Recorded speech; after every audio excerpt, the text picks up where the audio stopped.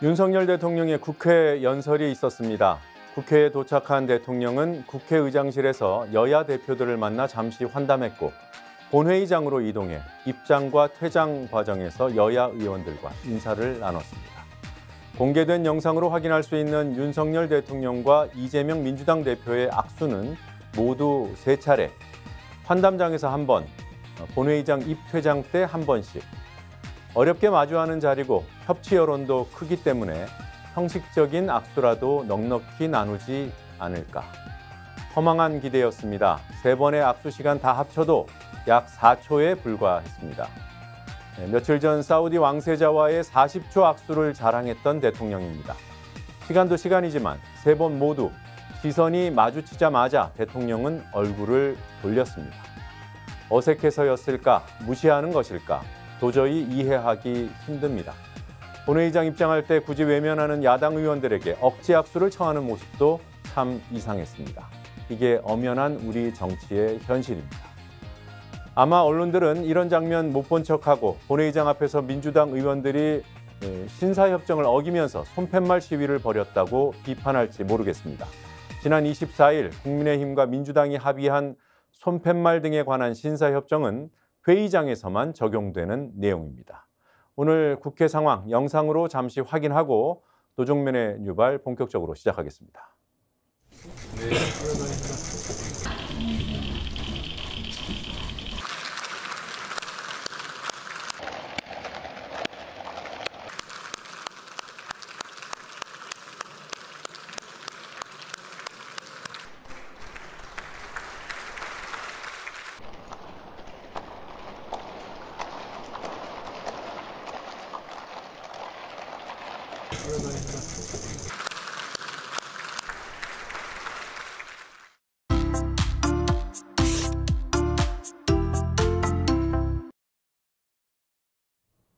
네, 중요한 뉴스들 골라서 살펴보겠습니다.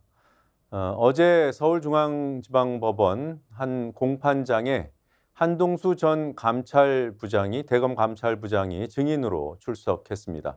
거기서 윤석열 검찰총장 시절에 윤 총장이 쿠데타라는 말을 입에 올렸다는 증언을 했습니다. 관련 보도 한겨레 신문에서 하고 있습니다. 윤 검찰총장 때 이런 말을 했다. 육사에 갔으면 쿠데타 했을 것이다. 이게 어떤 맥락에서 나온 말일까요? 어제 공판은 이른바 고발 사주 사건, 지금 손준성 검사장이 연루되어 있는 사건입니다. 이와 관련해서 한동수 전 대검찰청 감찰부장은 이 손준성 검사장 뒤에는 윤석열 당시 검찰총장이 있다. 이런 주장을 해왔습니다. 한겨레 신문이 이렇게 적고 있습니다. 윤석열 당시 검찰총장이 고발사주 의혹에 관여했다고 주장해온 한동수 부장이 증인으로 출석한 공판 내용입니다.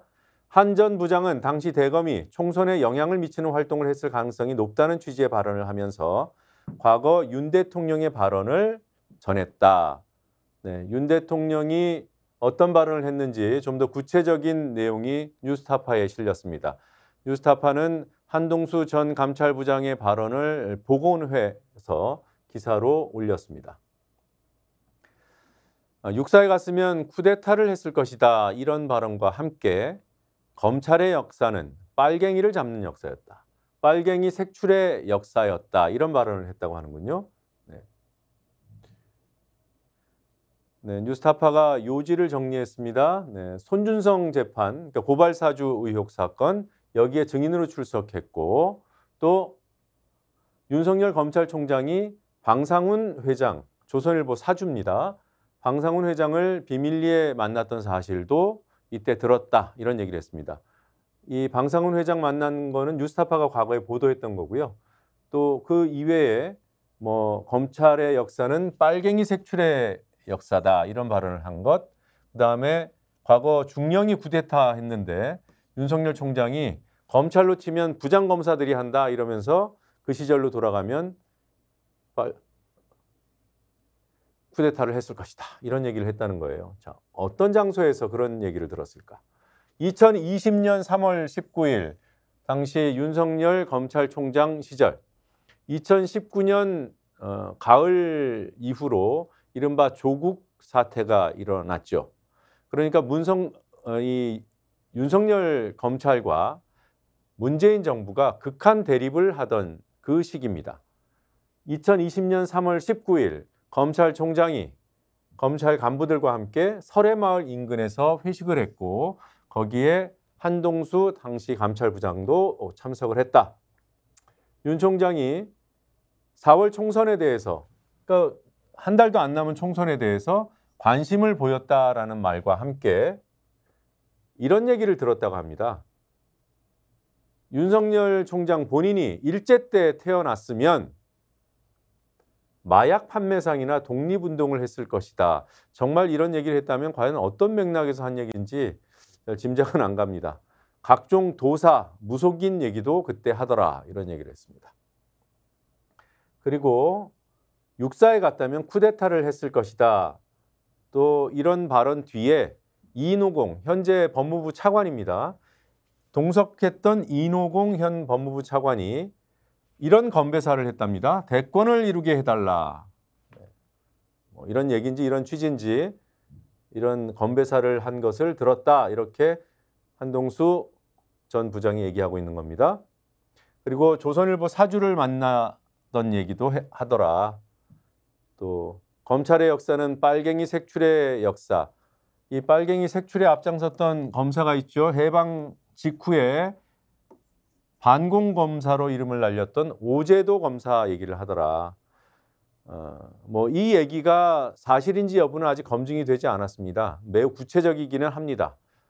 이 얘기가 만약에 사실이라면 우리는 그동안 윤석열 대통령이 왜 이렇게 이념이 오른쪽으로 경도돼 있을까 이런 의문을 가졌고 왜 갑자기 이렇게 됐을까 이런 의문을 가져왔지만 이미 검찰에 있을 때 검사 시절부터 철저한 우파였다, 극우였다 이런 짐작을 하게 합니다. 연합뉴스도 한동수 전 감찰부장의 법정 진술을 보도하고 있어요. 고발 사주 사건 윤석열 총장의 지시였다.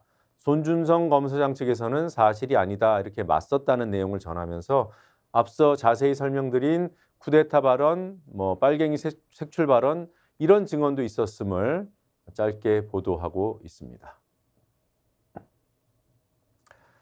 지금 윤석열 대통령과 관련된 사진들이 있는데요. 이걸 좀 선명한 사진으로 보겠습니다.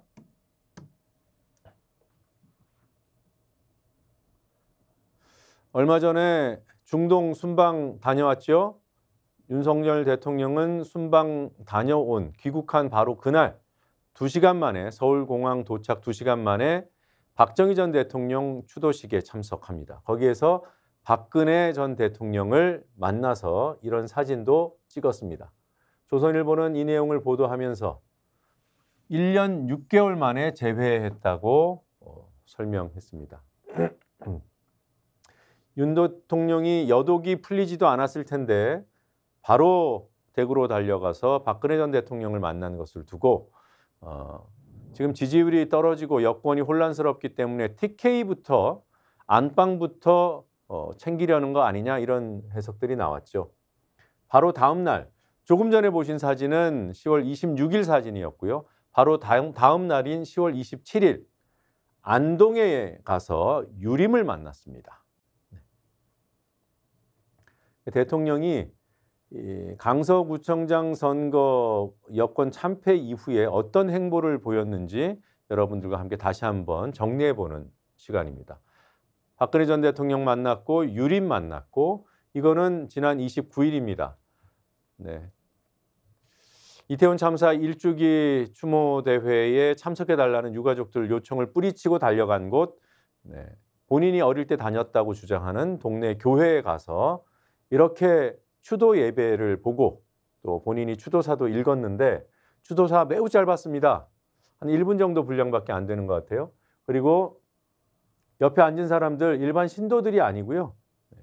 그냥 여권 관계자들하고 교회에 별도 시간을 만들어서 이렇게 마치 숨어서 무슨 행사를 치르듯이 무슨 숙제를 하듯이 추모 예배를 받습니다. 중요한 거는 이 자리에 갔다 이거보다는 유가족들 추모 대회에 참석하지 않았다 이렇게 이해하시면 될 것 같습니다. 그리고 어제 국무회의가 있었어요. 국무회의에서 대통령이 어떤 발언을 했는지 여러 기사에 보도되고 있습니다. 연금 개혁, 국민연금 개혁에 관한 약속을 반드시 지키겠다. 어제 국무회의에서 나온 얘기입니다. 대선 때 한 얘기가 아니고요. 몇 달 전에 한 얘기가 아니라 어제 한 얘기입니다. 어제라는 시점이 왜 중요합니까? 지금 윤석열 정부의 3대 개혁 중에 하나라고 기세 좋게 밀어붙여온 연금 개혁, 국회로 안을 넘겼습니다. 거의 모든 언론이, 조중동 포함한 거의 모든 언론이 핵심 숫자가 빠져있는 맹탕이다. 보험료율이 얼마인지, 소득 대체율이 얼마인지 이런 중요한 수치들이 다 빠져있는 맹탕. 비판받을까 봐 피해갔다는 거죠. 그런데 이런 상태로 어제 국무회의에서 심의 의결하고 이 계획안이라는 것을 국회로 넘겼어요. 이 얘기는 정부 손을 떠났다는 겁니다. 좋게 얘기해서 그런 거고요. 나쁘게 얘기하면 책임을 국회로 떠넘긴 거죠. 그래놓고 윤 대통령이 한다는 얘기가 또 문재인 정부 비판입니다. 지난 정부는 연금 개혁에 대한 확고한 의지가 없이 4가지의 대안을 제출해서 갈등만 초래했다. 이 부분에 대한 비판 저도 알고 있고 저도 일부 공감하고 많은 사람들이 공감할 거예요. 왜? 결과적으로도 개혁을 완수하지 않았기 때문에, 못했기 때문에. 문재인 정부는 4가지 대안을 내놨습니다. 윤석열 정부는 좀 나아졌을까요? 아예 대안 자체를 제시하지 않은 것이나 마찬가지입니다. 숫자를 빼먹었기 때문에. 그래놓고 약속을 지킨다. 국회에서 이제 해야 되는데요. 다시 가져와서 이 의결해 놓은 거 다 물리고 다시 만들 건가요? 정부안을? 무슨 얘기인지 모르겠습니다.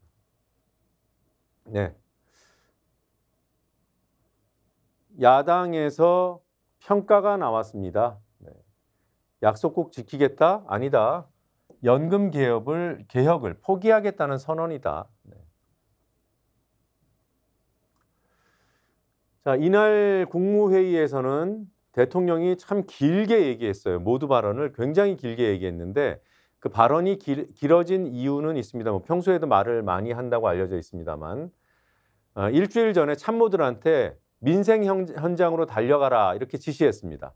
그리고 참모들은 이게 정확한 것인지는 모르겠습니다만 대통령실은 이렇게 얘기합니다. 대통령실 참모들이 36곳의 민생 현장을 다녀왔다. 무려 36곳을 일주일 동안 다녔다. 이렇게 양으로 승부하다가 질을 놓치는 게 아닌가 이런 의문이 듭니다만 하여튼 이 윤석열 정부는 양을 좋아해요. 정상 외교하는 것도 보면 그렇고 36곳의 민생 현장을 다녀와서 보고를 했고 그 보고된 것들을 취합해서 대통령이 국무회의 시간에 모두 발언으로 쭉 얘기했는데 언론이 특히 대통령이 발언한 내용 중에서 주목한 것 2가지. 하나는 중대재해법, 또 하나는 국제노동기구 ILO 협약 탈퇴. 이 2가지에 언론들이 주목하고 있습니다. 대통령이 이걸 힘주어 얘기하기도 했고요. 자, 이 중대재해법, 대통령이 민생에 관심을 가지고 서민경제 챙기겠다고 하고 소통을 강화한다고 했잖아요. 그 결과로서 중대재해법을 얘기하면 이제는 노동자들 보호하는 쪽으로 생각을 바꿨나? 아닙니다. 기업들이 중대재해법을 두려워한다고 얘기한 거예요.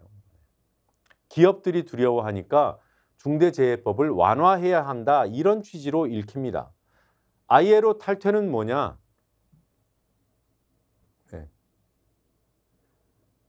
이 대통령 참모들이 듣고 온 얘기들이 얼마나 많겠습니까? 그중에 대통령이 콕 집어서 강조했으니까 이 ILO 탈퇴가 필요하다고 생각하는 모양이에요. 네. 자영업 하시는 분들 얘기를 들어봤더니 이 ILO 협약 가입 때문에 외국인 노동자들 비싸게 쓰고 있다. 돈을 너무 많이 준다. 이런 고충이 있더라. 그러니까 탈퇴해야 한다는 요구가 나오고 있다. 이게 민생이고 이게 서민의 목소리다. 이렇게 얘기하는 겁니다. 네.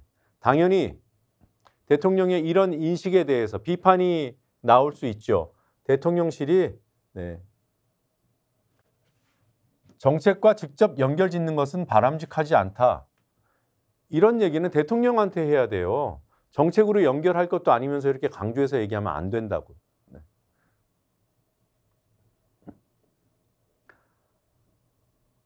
윤 대통령이 고금리 얘기도 했습니다.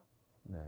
이 부분은 이 고충을 겪고 있는 소상공인들 이분들이 은행에 종노릇을 하고 있다라고 고충에 감정이입을 하는 발언을 했어요. 뭐 당장 은행들 때려잡는 거 아니냐, 뭐 금리 낮추도록 유도하거나 뭐 대출 탕감해 주라고 압박하거나 뭐 이런 전망들이 나오면서 은행 주가들이 어제 떨어지기도 했죠. 국무회의에서 한 얘기입니다. 은행 독과점을 정조준했다. 동아일보가 이렇게 의미 부여를 해주는데 이 고금리에 이 힘들어하는 소상공인들, 일반 대출자들, 가계 대출자들, 이 가계 대출 문제 누가 만들었습니까? 동아일보가 사설로 이렇게 비판합니다. 윤석열 정부가 대출 규제를 푸는 등 부동산 규제를 완화했다. 그래서 가계 대출이 커졌다. 김대기 실장이 최근에 가계 대출 문제 매우 심각하다. 이건 IMF 때 이상 가는 그런 여파가 있을 것이다. 환란의 몇십 배의 충격이 올 것이다. 이렇게 얘기했잖아요. 대통령 비서실장이. 네. 유체이탈 화법이라고 비판하는 겁니다. 당신들이 이렇게 하지 않았냐라고 지적하는 거예요. 가계부채에 대한 정교한 전략이 없이 주먹국으로 대응해 왔다. 금융당국은 대출 금리 인하를 압박을 했다. 왜? 근데 금리가 계속 오르는데 엇박자라는 거죠.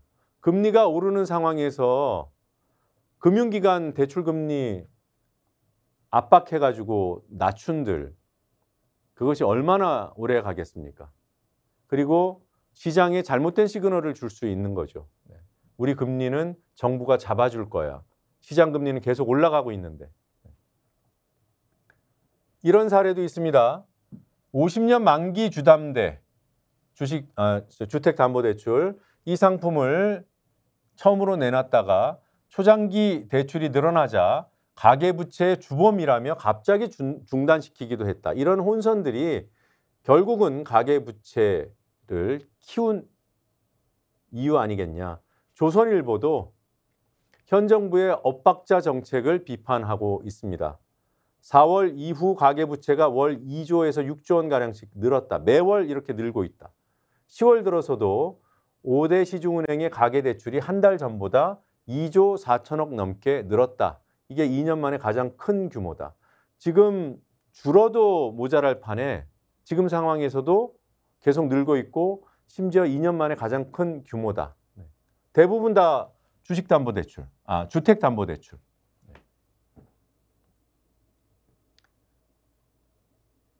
대통령의 한숨은 은행을 향한 한숨이 아니라 본인이 책임져야 할 정책 당국자들, 윤석열 정부를 향해야 하는 한숨입니다. 네. 이 사진도 반전을 풀어서 한번 보겠습니다. 네. 대통령이 어제 이런 일도 했어요. 장성 진급자들한테는 국군 통수권자인 대통령이 칼을 줍니다. 삼정검이라고 하는 이 삼정검의 삼정은 세 가지 정신인데 호국, 통일, 번영을 의미한다고 합니다. 이 칼을 주면서 나라 잘 지켜달라, 통일에 이바지해달라, 국가의 번영에, 번성에 힘써달라 이런 의미를 담았겠죠. 이런 칼을 장성 진급자들한테 수여하는 행사가 있고요. 이게 뭔가 깃을 달아주죠. 이게 수치라는 줄로 만든 깃발이라고 합니다. 이건 대장 진급자들한테 이렇게 매주는 겁니다. 이 내용을 전달하려는 건 아니고요. 이 자리에서 대통령이 한 말에 여러분들 집중해 주십시오. 초급 간부 처우 개선, 여건 개선을 위해서 군 수뇌부에서 좀 신경을 써놔달라, 노력해달라 이런 얘기를 합니다. 이거 역시도 유체 이탈이에요. 대통령은 이 정부 출범 이후에 초급 간부들을 직접 만나기도 하고 국방부 관련된 자리에서 여러 차례 초급 간부들 처우 개선하겠다고 약속했습니다. 그리고 실제로 지원 계획을 국방부가 발표하기도 했고요. 그런데 국방부가 발표했던 내용들 대부분이 예산 반영이 안 됐다. 이게 10월 9일자 한겨레 신문 보도입니다. 10월 9일 한겨레는 군 초급 간부 처우 개선한다고 약속하고 8개 사업을 국방부가 제시하기도 했지만 예산안을 보니까 2건만 반영됐다. 나머지는 예산 반영이 안 됐다. 돈도 없이 어떻게 처우 개선을 해줍니까? 이 칼로 처우 개선을 할 수 있나요? 이게 요술봉인가요? 이런 생각이 듭니다.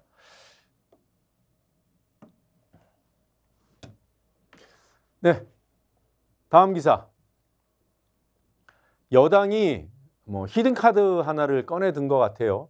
이른바 메가 서울. 서울을 더 키우겠다는 겁니다. 일단 출발은 김포입니다. 김포시. 김포시장이 우리 김포시를 서울하고 합치자 이런 제안을 내놨어요. 이걸 여당 수뇌부가 받았습니다. 김기현 대표가 당론으로 추진하겠다고 합니다. 여당의 메가 서울 카드. 이 기사에 보면 여러 도시들이 나옵니다만 출발은 김포예요. 김포를 서울에 편입하자.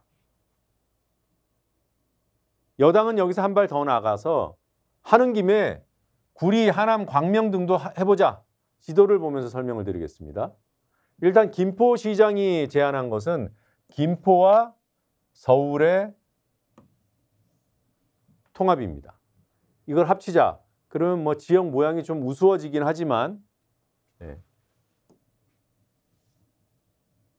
이런 도시가 됩니다. 서울이. 대략 이런 모양이 됩니다. 무슨 죄송합니다만 무슨 개벽다구 같은 모양이 될 것 같아요. 자, 김포만 붙이지 말고 고양, 부천, 광명, 하남, 구리같이 인구 50만 미만의 소도시인데 서울하고 붙어있는 곳들을 합치자. 이런 제안을 하는 거예요. 고양 인구가 더 될 것 같고요. 자, 이런 제안에 대해서 여당 내부에서는 기대를 상당히 하는 모양이에요. 노무현 정부 때 나왔던 행정수도 이전 이슈보다 폭발력이 클 것이다. 총선을 앞두고 이른바 게임 체인저가 될 수도 있다. 이렇게 여권에서는 기대하고 있는 것 같습니다. 그런데 야당 또 인접한 당사자들, 경기도, 당장 경기도, 그리고 서울시 입장은 좀 반반인 것 같고요. 그리고 또 언론들, 평가가 그렇게 호의적이지 않습니다. 국민일보, 총선 앞두고 불쑥 나온 제안이라 한마디로 뜬금없다 이런 입장이고요. 한겨레는 생각이 다른 데가 있는 거 아니냐. 김포에서 이런 편입을 지지하는 여론이 더 높을 테니까 총선에서 김포 국회의원 지금 야당이 갖고 있는 두석을 뺏어오겠다. 이런 의도가 아니냐라고 의심합니다. 말씀대로 야당에서는 총선용이라는 지적이 나오고 있고요. 자, 서울시 입장은 어떨까요? 지금 보도가 좀 엇갈리는데요. 조선일보는 서울시가 어느 정도 긍정적인 반응이다. 네. 김포시장과 서울시장이 곧 만난다고 합니다. 네. 그런데 한국일보에 나온 서울의 입장은, 서울시 입장은 원론적인 차원이다. 네, 이렇게 보도되고 있습니다. 앞으로 더 지켜봐야 될 것 같고요. 그런데 서울만큼 중요한 광역단체인 경기도, 김포를 떼어줘야 되는 이해관계 당사자죠. 경기도에서는 집권 여당 대표가 혹세무민을 한다. 선명하게 반대 입장을 보이고 있습니다. 자, 여론이 중요하겠죠? 네. 더불어서 어떤 절차를 거치는지 이걸 알아야 과연 현실성 있는 제안인지 판단할 수 있습니다. 일단 당사자는 김포 편입만 놓고 보면 김포, 서울시, 그리고 경기도 이 세 개의 자치단체가 당사자들입니다. 여기에 주민들이 동의를 해야 돼요. 주민들이 동의하는 방법은 주민투표가 있고 주민들을 대신하는 의회의 의결이 있습니다.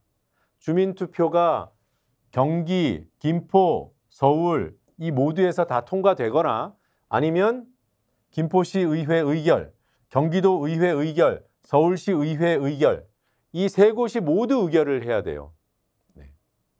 국민의힘이 추진하는 곳이니까 국민의힘이 다수인 광역의회, 김포시는 통과된다고 만약에 전제를 하더라도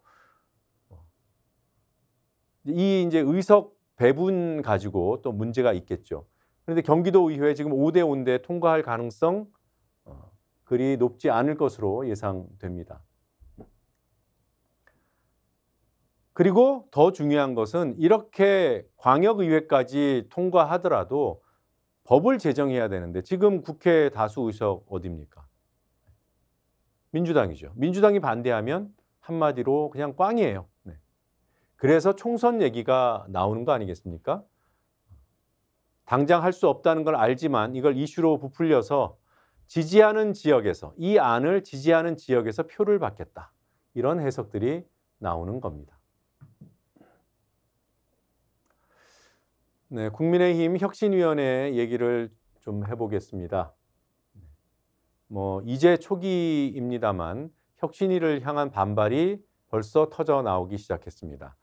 인요한 위원장이 낙동강 하류 세력 뒷전에 서야 된다 이런 발언을 했고요. 그리고 영남 지역의 다선 스타들은 서울 험지로 출마해야 된다 이런 얘기도 했습니다. 거기에 대해서 영남권 의원들이 지금 반발하기 시작했어요. 낙동강 하류 세력은 뒷전에 서야 한다는 발언에 대한 사과를 요구했고요. 혁신위원들부터 거취를 정하라 이렇게 얘기했습니다. 혁신위원회는 지금 공천과 관련된 얘기를 할 수밖에 없어요. 왜냐하면 총선이 몇 달 안 남았기 때문에. 그런데 혁신위원들 중에 일부는 현역 국회의원이기도 하고 전직 국회의원이기도 하고 다들 출마를 염두에 두고 있다 이렇게 평가가 됩니다. 대부분이. 그리고 당장 인요한 위원장도 서대문 갑 지역구 출마설이 여러 군데에서 나오고 있어요. 네. 이렇게 반발하는 영남 의원들은 이렇게 보는 겁니다. 영남 의원들이 무슨 험지 출마, 뭔가 당에 기여하는 것처럼 포장해서 어떤 역할을 요구하고 있지만 험지가 아닌 사지로 내모는 것이고 이렇게 영남의 자리를 비우면 그 자리를 대통령실 검사 출신 인사들, 이른바 윤핵관, 검핵관들이 차지하고 들어올 것이다. 이렇게 두려워하는 거죠. 네, 영남권 의원들 어떤 입장을 내보였는지 잠시 듣고 오겠습니다. 혁신에서 아직 제안을 해본 바가 없어서요. 제안을 정식으로 해보면 말씀드릴 기회가 있습니다. 수도권 유권자들이 바보들이 아닙니다. 아니 영남에서 끌려와가지고 할 수 없이 수도권에 출마한 데서 표 주는 줄 압니까? 대구 경북 시도민들은 이것은 아까 말했듯이 잡아놓은 고기 취급하는 격이라는 인식을 가지는 거예요. 네, 잡아놓은 고기로 인식한다. 그렇게 취급한다. 자, 이 영남권 의원들한테서만 비판이나 불만이 나오는 게 아니에요. 수도권 의원들은 우선순위가 잘못됐다. 일단 당정관계, 이 수직관계라고 그렇게 평가하는 용산과 여의도의 관계를 바로잡아라. 수평관계로 바로잡아라. 이런 요구를 합니다.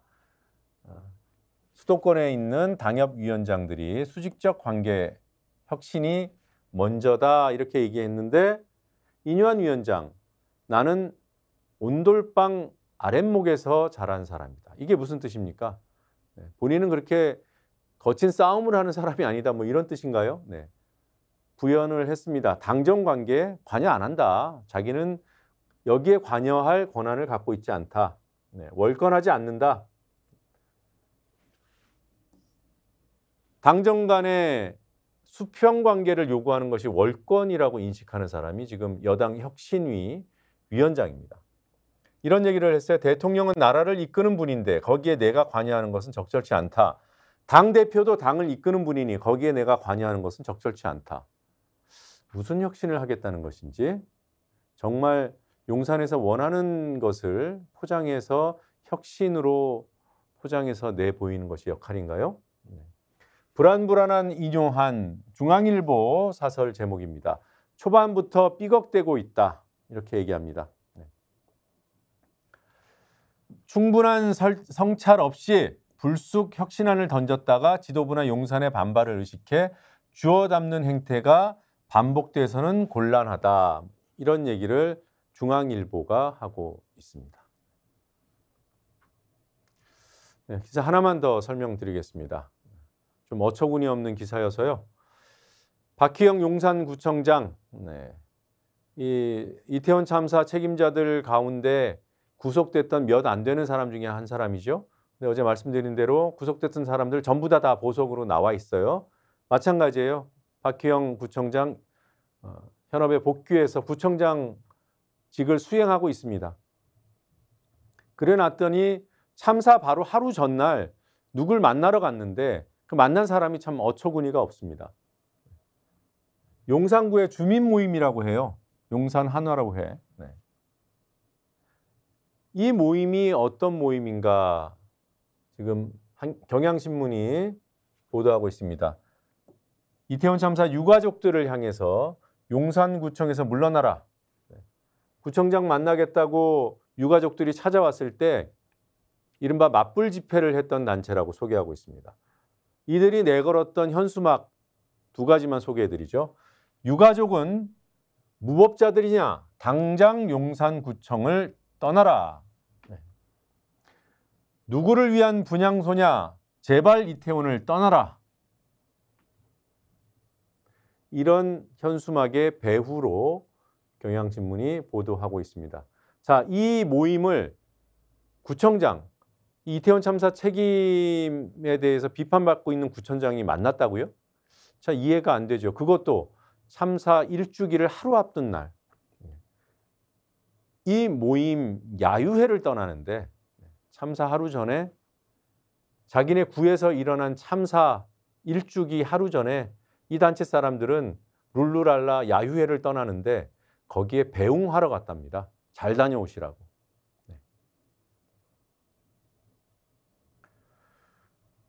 참 뭐라고 표현할 수가 없습니다. 오늘 중요한 기사들 이 정도로 살펴봤고요. 첨삭지도 이어가겠습니다.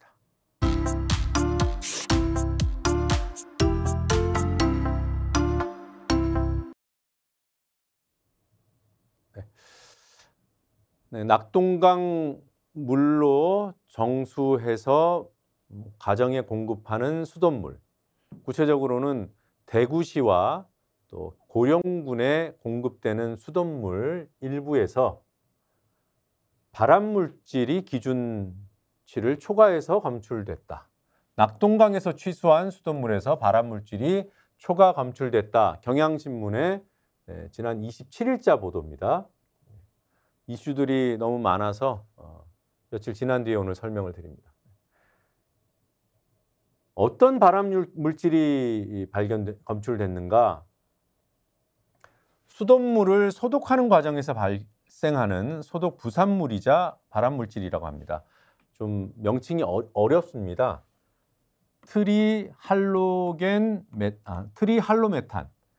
트리할로메탄이라는 물질인데 이런 클로로포름 브로모디클로로메탄, 디브로모클로로메탄 어렵습니다. 읽기도. 네. 이런 여러 물질들 한 계열인가 봐요. 그것들을 묶어서 총이라는 표현을 붙였습니다. 총트리할로메탄이라는 물질이 검출됐는데 수돗물을 소독할 때 나올 수 있는 발암 물질이라고 합니다. 누가 검출했냐?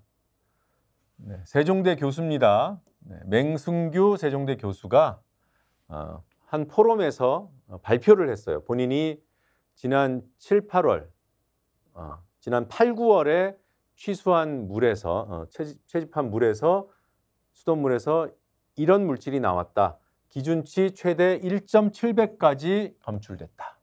이렇게 발표했습니다. 공식적으로 발표했어요. 네. 어느 곳일까요? 구체적인 지역은 지역의 혼란을 우려해서 맹 교수가 밝히지 않았습니다.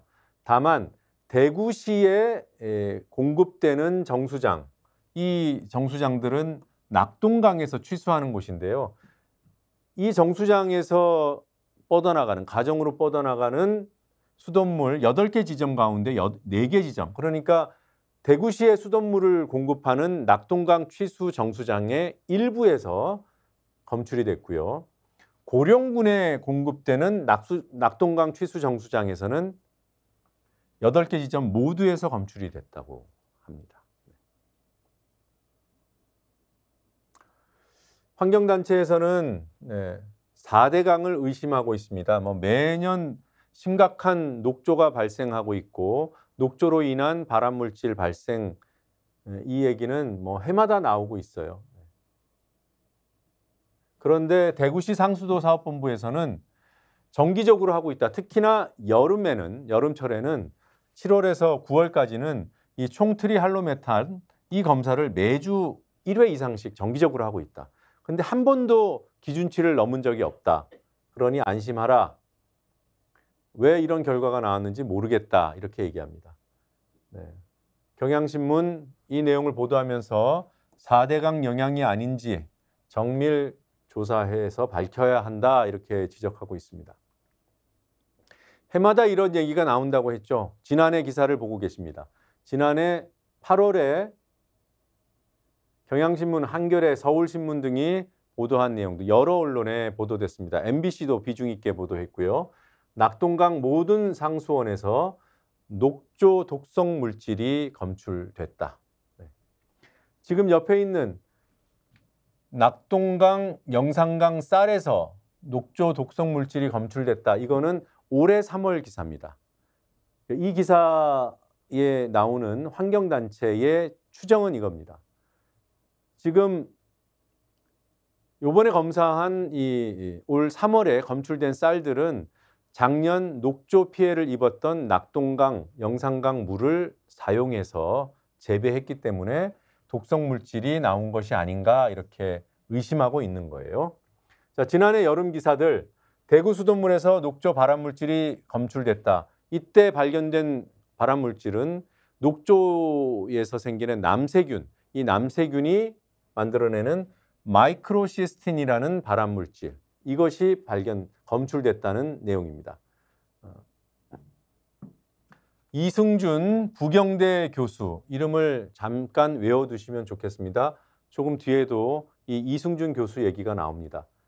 이 이승준 교수가 MBC의 의뢰를 받아서 분석을 했고요. 그 분석 결과 이 마이크로시스틴이 검출됐다 이 얘기를 한 겁니다.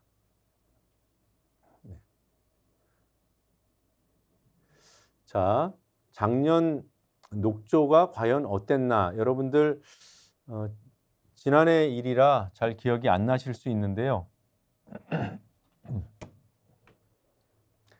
이게 여러 신문에 실린 사진들입니다. 녹조 현장. 네. 지난해 8, 9월 8월, 네, 지난해 8월 상황입니다. 한국일보, 한겨레, 세계일보, 경향신문 여러 언론에서 녹조의 실태를 이렇게 보도했어요. 이렇게 좁은 지역을 찍은 사진만 보면 뭐 심한 공만 찍었나 이럴 수 있죠. 지금 이 사진 보십시오. 이게 부산 북구에 있는 대동 화명대교예요. 이렇게 큰 대교 주변에 이렇게 넓게 녹조가 번졌더랬습니다. 그리고 깔따구, 4급수에나 산다는 이 깔따구도 발견이 되고, 흔히 말하는 녹조 라떼입니다. 네. 자, 이런 일을 우리가 겪었어요. 눈으로 봤습니다. 그런데 환경부는 독소가 없대요. 이게 매년 반복되는 패턴입니다. 누구는 검출됐다고 하고 누구는 괜찮다고 하고 대구시 검출 안 됐다고 합니다. 네. 그리고 언론도 일부 언론은 괴담으로 치부해요. 눈앞에 녹조를 보고도 괴담이라 치부하는 이들은 누구인가? 네. 영남대 교수이자 환경운동을 하고 있는 이승열 교수의 얘기입니다. 눈으로 이 심각한 녹조를 봤으면 이 녹조가 뭔가 안 좋은 물질을 발생시킬 수 있다라는 의심을 하고 더 정밀하게 검사하고 경계해야 되는데 왜 괴담으로 치부하지? 이렇게 의문을 나타내면서 누가 그러냐고 묻습니다. 누군지 말씀드리겠습니다. 조선일보입니다. 조선일보 작년 10월, 11월 기사 보고 계십니다. 돈 없는 녹조 괴담. 작년 10월 기사예요. 작년 11월 근거도 없이 수돗물에 독성이 있다고 한다. 올해 검출된 이 내용도 또 부인할 겁니다. 네. 이런 기사를 작년에 썼어요. 조금 전에 본 기사를 쓴 바로 그 기자가 쓴 기사, 바로 이 기사입니다.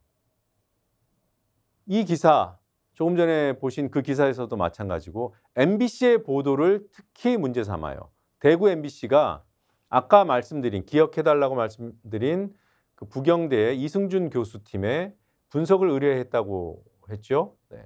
그 분석 결과를 보도한 내용이 과장 보도, 괴담 퍼뜨리기식 보도다 이렇게 보도하고 있는 거예요. 조선일보가. 지금 보고 계신 이 기사는 조선일보가 바로 이 부경대 이승준 교수를 만나서 물어봤더니 본인이 분석한 결과를 MBC가 과장해서 보도했다 이런 취지로 이 교수가 얘기하더라 이렇게 보도하고 있습니다. 네.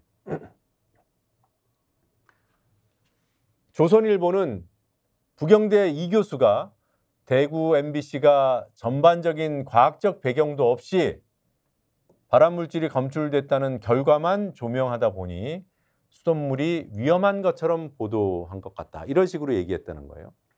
그래서 MBC가 다시 조선일보의 이 보도를 보고 이승준 교수를 다시 인터뷰를 합니다. 그런 말 한 적 없어요.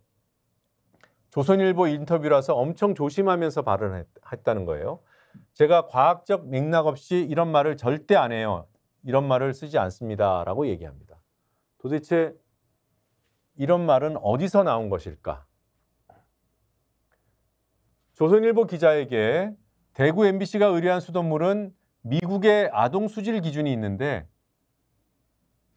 아동 수질 기준이면 좀 더 이제 강도가 높은 거겠죠. 네. 그러니까 수치로는 낮아야 되는 거고 여기에도 충족하는 안전한 물이었다. 이런 얘기를 이 교수가 조선일보에 얘기했다. 그렇게 조선일보가 보도했는데 이승준 교수의 해명은 이렇습니다. 경고의 의미로 한 얘기다. 미국의 기준에 도달하든 말든 우리는 지금 기준에 괜찮다고 해서 안심하면 안 된다. 경고로 받아들여야 된다. 이 검출된 것이 문제가 잇따른 경고로 받아들여야지 괜찮다는 의미로 내 분석 결과를 해석하면 안 된다. 이런 취지입니다. 그러니까 조선일보가 이승준 교수를 인터뷰한 내용과 대구 MBC가 보도한 내용이 완전히 달라요. 네. 네. 조선일보 또 다른 기사. MBC가 엉뚱한 사진을 증거 사진으로 보도했다고 얘기하고 있습니다. MBC 보도에 나온 무슨 남세균, 아까 마이크로시스틴이라는 물질을 만들어내는 그 남세균이 포착됐다고 했던 그 사진을 보니 이건 아무것도 아닌 사진이다라고 조선일보가 비판하는 거예요. 네. MBC는 남세균이라고 올렸는데 알고 보니까 어떤 사진이냐. 네. 전혀 상관없는 상수도 사업본부의 촬영본이었다. 이걸 가지고 MBC가 남세균 사진으로 둔갑시켰다 이런 얘기를 하는 거예요. 그런데 MBC의 재반박은 이렇습니다. 조선일보 너희가 우리가 보도한 사진을 니들 멋대로 이승준 교수 사진으로 오인해서 생긴 일이다. 이게 맞다면은 그냥 해프닝인 거죠. 네. 우리는 이 사진을 남세균 사진이라고 한 게 아니다. 이승준 교수팀의 사진으로 오인한 것은 조선일보다라고 재반박을 했습니다. 더 중요한 것, 자, 이런 논란이 지난해 10월, 11월에 있었는데 12월에 MBC가 제안을 해서 국립환경과학원, 대구시, 그다음에 대구 MBC 이렇게 3자 공동조사가 이루어졌어요. 여기서 녹색 물질에 남세균이 포함된 것으로 최종 확인됐다라고 MBC는 보도하고 있습니다. 자, 작년 얘기를 왜 이렇게 길게 하고 있는지 좀 의문이 들 수도 있을 것 같아요. 이런 패턴들은 계속 반복되고 있기 때문입니다. 뭔가 과학적인 분석을 해서 어떤 위험 신호가 포착됐다고 알리는 보도를 해도 괴담이라고 하고 가짜 뉴스라고 하고 이런 언론 행태가 계속 반복되고 있습니다. 가장 최근에 여러분들 알고 계신 사례 바로 일본 후쿠시마 핵 오염수 문제입니다. 핵 오염수가 방류되면 어떤 문제가 생길지 인류는 아직 알지 못합니다. 그걸 경험해 본 적도 없고 제대로 연구해 본 적도 없다. 이것만 유일한 팩트예요. 방류가 되면 당장 위험하다도 아니고 방류가 되면 안전하다도 아니고 모른답니다. 모르니 확인할 때까지는 방류하면 안 된다. 핵 오염수가 위험할 것이라는 것은 당연한 우려인 것이고 그 우려를 해소하기 위해서는 안전하다는 확인이 필요하다. 여기에 어떤 어려운 논리가 들어가 있나요? 그런데 일부 언론은 반복적으로, 정부도 마찬가지예요. 위험하다는 증거를 내놓으라고 합니다. 위험하지 않다는 증거를 내놔야죠. 그래야 방류를 할 수 있는 거죠. 그래야 방류에 찬성할 수 있는 거죠. 위험하지 않다는 증거를 내놓지 않고 위험성을 우려하는 입장을 괴담으로 몰고 있다. 이 얘기를 하고 싶은 겁니다. 당장 일본은 내달 2일부터 3차 방류를 시작합니다. 이게 얼마나 지속될지 몰라요. 몇십 년이 될지 모르는 겁니다. 그런데 안전하다고 누가 장담할 수 있어요? 지난 25일 도쿄전력에서 사고가 발생했어요. 이런 것들 예상하지 못하는 것들이에요. 알프스, 핵오염수를 여기만 통과시키면 무슨 깨끗한 물이 된다고 선전했던 알프스, 배관 청소를 하다가 방사성 물질을 포함한 액체 약 100ml가 분출됐다고 합니다. 그래서 직원들이 노출됐어요. 어떤 종류의 사고가 어떤 시점에 어떻게 일어날지 아무도 모릅니다. 그걸 알면 후쿠시마 핵 발전소가 깨졌겠습니까? 그런데 일본 언론도 아니고 한국 언론이 후쿠시마 오염 처리수라고 부르자고. 안전하니까. 박동규 부장은 뭘 걸고 장담할 수 있겠습니까? 괴담이라 그러고.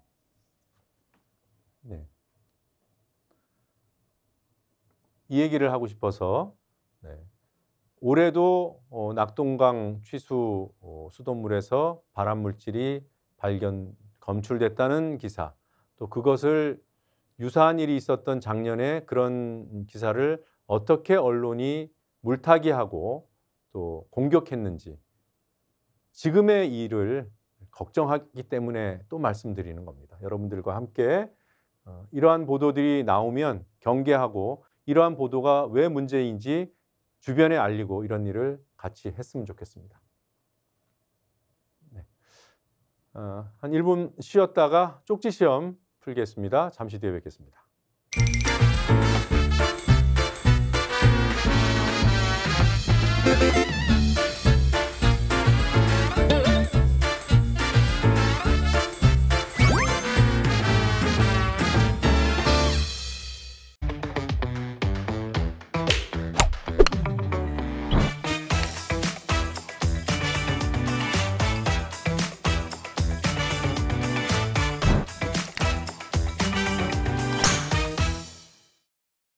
국민 여론이 존재하는 것도 현실인데 인과관계가 없는 상태에서 자꾸 단편적인 게 나오는 거예요. 절대 있어서는 안 된다는 거예요. 그러니까 안 할 것 같으면 어떡해요. 스픽스가 마련한 여의도 정복 프로젝트 디톡스.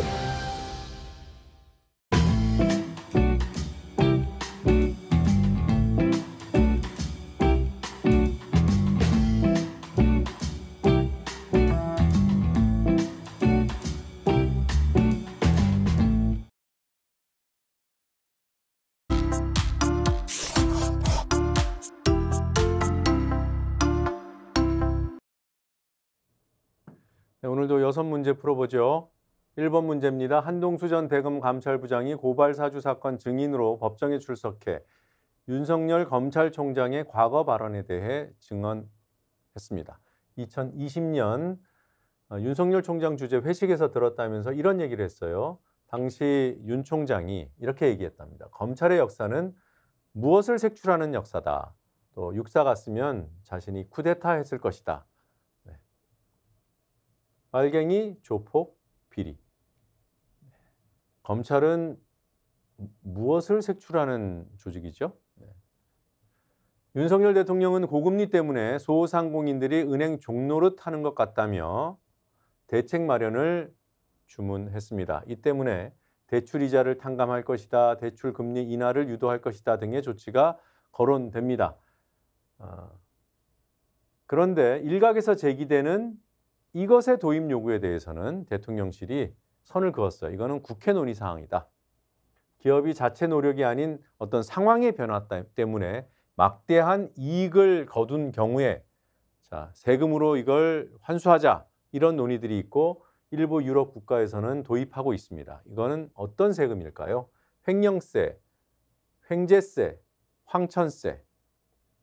3번, 국민의힘이 이곳을 서울에 편입하는 이른바 메가서울 구상을 밝혔습니다. 이곳을 서울로 편입하자는 움직임은 광명, 하남, 고양 등 다른 서울 인접 도시의 편입을 자극할 수도 있습니다. 주민 동의, 지방의회 의결, 법 제정 등 모두 거쳐야 하는 일이라서 현실성에 의문이 제기되고 있습니다. 그래서 총선 카드용이 아니냐 이런 지적이 나오죠. 자, 어떤 곳을 서울과 편입하자 이런 제안인가요? 김포, 부천, 구리 셋 중에 하나입니다. 자, 1, 2, 3 문제 다시 한번 보시고요. 4번, 5번, 6번 문제 함께 풀어보겠습니다. 네, 4번 문제. 이태원 참사 책임자로 구속됐다가 지난 6월에 보석된 박희영 용산구청장. 참사 일주기 하루 전날에 용산구 주민 모임에 갔습니다. 야유에 떠나는 그 주민들 인사해주러, 배웅해주러 갔다고 합니다. 이 모임이 내걸었던 현수막 내용을 찾는 겁니다. 아닌 것을 찾는 거예요. 유가족은 무법자들이냐, 당장 용산구청을 떠나라. 분향소 누구를 위한 것이냐, 이태원을 떠나라. 구청장은 참사 책임지고 사퇴하라. 5번, 대구 등에 공급되는 수돗물에서 발암물질이 검출됐다는 연구 결과가 발표됐습니다. 맹승규 세종대 교수는 지난 8, 9월 대구와 고령군 수돗물에서 이 물질의 농도가 기준치를 1.7배 최대 1.7배 초과해 검출됐다고 밝혔다. 네, 대구시 상수도 사업본부에서는 부인하고 있고요. 소독물을 소독하는 과정에서 발생하는 부산물, 또 발암물질, 이건 무엇일까요? 네, 매우 어려운 이름이라고 아까 설명드렸습니다. 총트리할로메탄, 총균쇠, 마이크로시스틴, 마이크로소프트. 윤석열 대통령이 예산 연설을 위해 국회를 방문했죠. 이재명 대표를 만나서 악수를 여러 번 했는데 영상에는 3번이 포착됐습니다. 그 영상들 모아서 초를 재봤어요. 3번 악수하면서 과연 얼마나 걸렸을까요? 4분, 40초, 4초. 6번 문제는 이렇습니다. 문제 다 풀으셨으면 정답 숫자 6개만 댓글에 남겨주시면 되겠습니다. 가장 먼저 올리신 분께 선물 발송해 드립니다.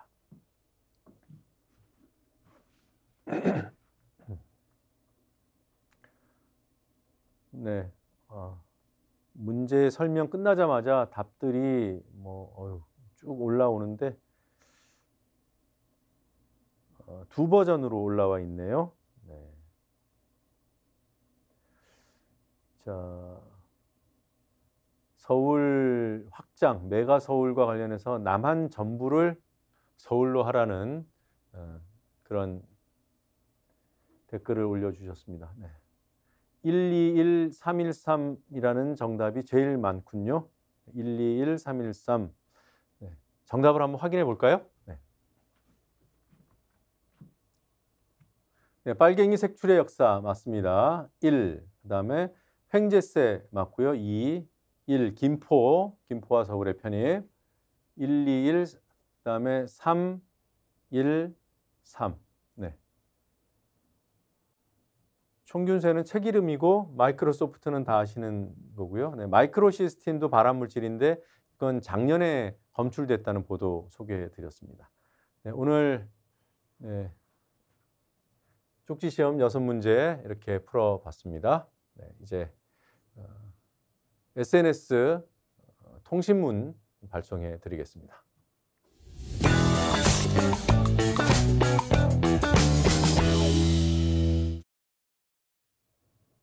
네.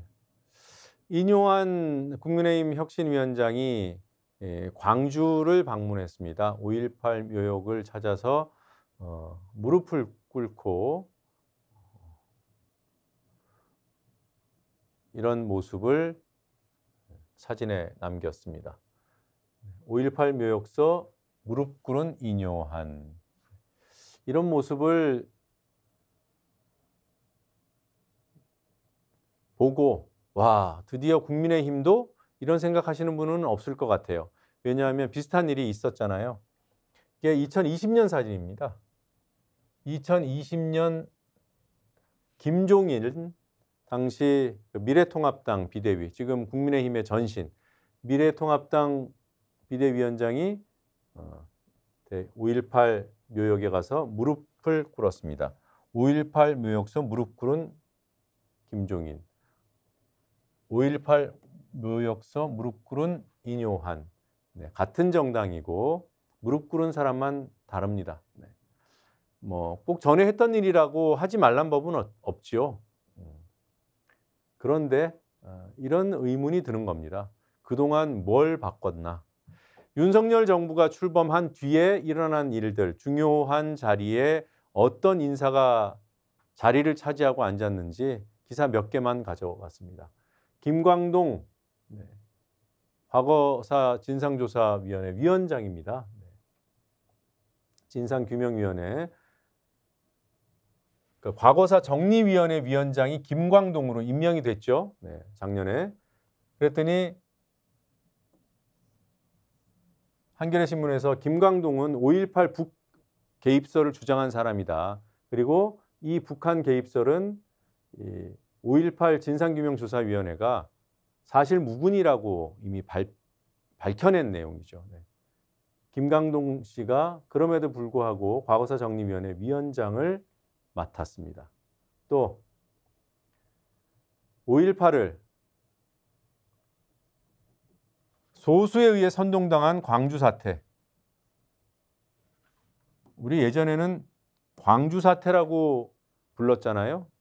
지금 여권 인사들이 소수의 선동당한 광주 사태. 요즘에는 이렇게 부를 수가 없습니다.